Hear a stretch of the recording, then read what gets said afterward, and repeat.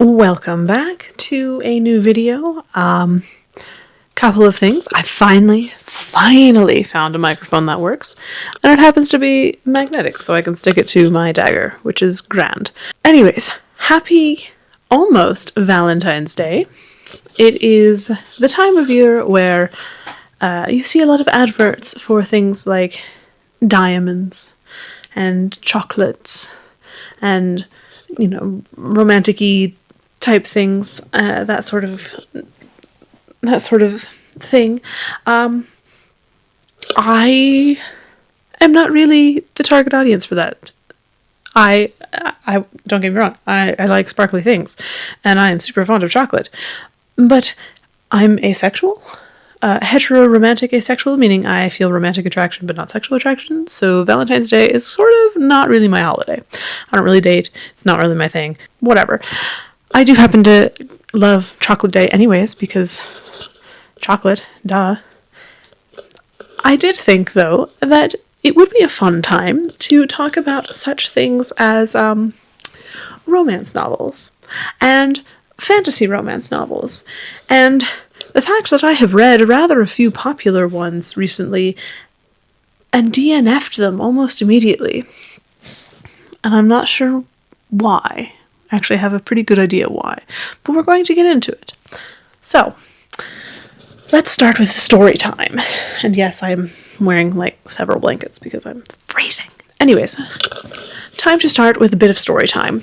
A while back, I had put Done and Dusted onto my library waitlist. I was interested in reading it. I've seen it kind of everywhere in the book talk world, Bookstagram, etc., people who love romance novels usually have read this book and exclaim loudly about it. So I thought that I would go and borrow it from the library. I didn't really want to buy the book because I have many other books on my to-buy list that I know I'm going to love. So I bought this book. I borrowed this book. The hold came through. I was very excited. Picked it up, started reading it, and went, what? If you're not familiar with the story, Done and Dusted is a small-town, second-chance cowboy romance. Sort of. The main character is a formal barrel rider, and she is having a hard time with riding. She got thrown by a horse and is having a hard time getting back in the saddle. So she goes back to her family's ranch, where she runs into male main character whose name I don't even remember at this point. It's been too long. It's been like a month. Anyways, obviously very memorable. And so she runs into him, and they have supposedly this kind of childhood rivalry going on. He's her brother's good friend. She kind of always hated him, and he kind of always hated her, but they like riling each other up. It's that sort of a romance thing. And then, so she then has one interaction with him that's a real conversation and not just childish banter, and says, hey, wait a second, I maybe don't hate you, and I'm going to tell you my big secret, and we're going to work through this. And that's when I stopped. It was kind of everything you would expect from a fluffy romance novel. All the tropes were there. The characters were exactly as you would expect them from a romance novel. There wasn't a whole lot of stuff going on beyond the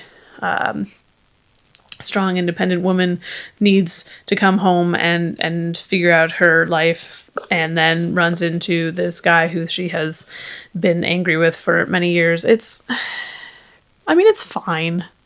I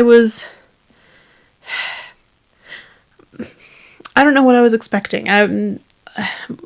Rivals to lovers, enemies to lovers, something a bit more long-term and a bit more exploration of why they don't like each other, and then going into why they do like each other, as opposed to, hey, we're just going to have one conversation and then suddenly we're going to be on top of each other. It was a bit, and so I DNF'd it. And I thought, okay, maybe it's me, because people love this book, and I can see why. It's your standard fluffy romance. I get it. I don't love it, but I get it. And I thought, okay, maybe it's because I read fantasy romance. I read romantasy. I love romantasy. So I said, okay, well, I'll try Quicksilver. That's one that I've also seen around on every Bookstagram, book talk platform ever. Everyone seems to love Quicksilver. So I said, okay, I'll pick it up. And I borrowed it from the library, and the hold came in, and I DNF'd that one too. Quicksilver, if you're not familiar with the story, is your standard romantasy fare where the main character, the FMC, has been evading some official law enforcement type people, and then she gets captured and then does some magic, and the male main character, who happens to be Faye in this instance, comes and takes her away to his land where she suddenly has to save the world. And I don't mind a portal fantasy. I don't mind your standard Shadow Daddy romantasy tropes. I think that's all fine. It's all grand. The part that I had a hard time with was that the Fae and the humans supposedly had been separated by 1,000 years. They hadn't been in the same world, and yet they spoke the same language, and they had the same modern idioms, like flipping off the statue of a god, even though 1,000 years ago people would not be doing that as a gesture of disrespect. Okay, what? And then the characters were just kind of growly and snarly, and so I said, okay, I can't do it. I can't do the language. I can't do the modern language that you would find in an urban setting, any city in America these days, any modern city in this fae fantasy world, and I had to stop. So I said, okay, there's something going on here. I've tried to read a popular romance novel, and I couldn't do it. I tried to read a popular romantasy novel, and I couldn't do it. And these are not like mildly popular. These are everywhere. Everyone seems to love them. They're hugely popular, and I can't do it. So I go, okay, maybe it's me. Is there something going on with me where I've just been reading too much epic fantasy lately? And so I need something a bit more involved, a bit less romancy. But I love romance. I always have. I don't care beans about the sex and the spice and whatnot. I don't care. But the romance, ooh, I love a good romance. So I said, okay, what's going on here? And so I reread some favorite romances of mine. Some romances from a favorite author. These are not necessarily my favorite of hers, but they are quite good. These are the Three Kings series, the ones that are out currently, and 10 Trends to Seduce Your Best Friend from Penny Reed. And I said, okay, these are romances. I've read them before. Maybe it's just me. Maybe I'm not in a romance mood right now. No, I loved them. I thought they were great, as I did the first time I read them, and the second time. And so I said, okay, what the heck is going on?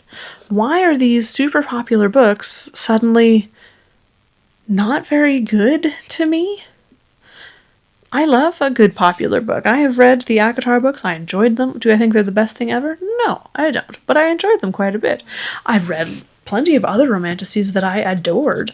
I've read plenty of romances that I adored. And yet these two books, and several others that I'm not talking about here, I have picked up, tried to read, and said, no. For either reasons of extreme predictability, or flat characters, or language not meeting expectations. Something weird's going on here. So, my theory is, with all of this stuff, is that I love romance. I love romantasy. But I care even more about the language, about the storycraft, about the artistry that's going into this. I can no longer personally read a trope-filled book that has nothing other than the primary tropes and find it good. I just can't. I no longer have that ability. I can't ignore the strange language. I can't ignore characters that don't have any real depth to them. I can't ignore that. I need well thought out plot that goes beyond the tropes. I need something that focuses on the language and actually thinks about why would a fantasy world talk like a modern day setting. I need something that has an intricate plot and characters who are dealing with struggles that I relate to in my day-to-day life. Don't get me wrong. I love a trope. The found family, I will devour found family books. Enemies to lovers, proper enemies to lovers. I love it. I love it so much. The underdog, the reluctant hero, all of those are tropes that I adore and will read the heck out of. But I can't do a book that relies solely on the tropes. I know how popular these books are. I know that people read them for an escape from all of the mess that is currently consuming the world, and I have no problem with that. If you love those books, more power to you. Read what you want to read. I'm not going to judge you for it. Personally, I can't do that anymore. I used to be able to read 1 to 2 romance books a day, and I didn't care what tropes they were, how deep the characters were. I just wanted that high of the happy ending. But I have read enough and done enough writing myself in my own career as an author and editor that I can't do that anymore. And a part of me is a little sad about that. I've spent years reading these sorts of books. I loved them. I thought they were wonderful.